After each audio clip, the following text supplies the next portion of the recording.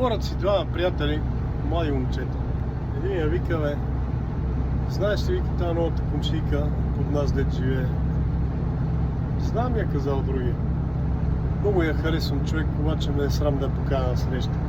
Той му казал, що е, какво те е срам.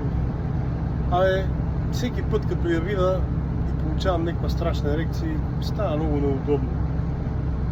Той е помислил малко, па му казал, добре, приятел, що не го питаш?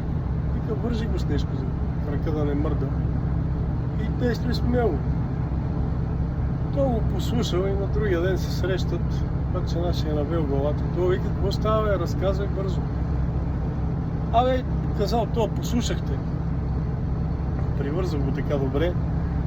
Вика, отивам звънкам на вратата и тая като отвори, вика, само клинче по нея. Една блузка тесна и вика, здравей. И това вика, и ти? И аз. Вика, такъв кут шут ти вкарах, че направо я изкривих.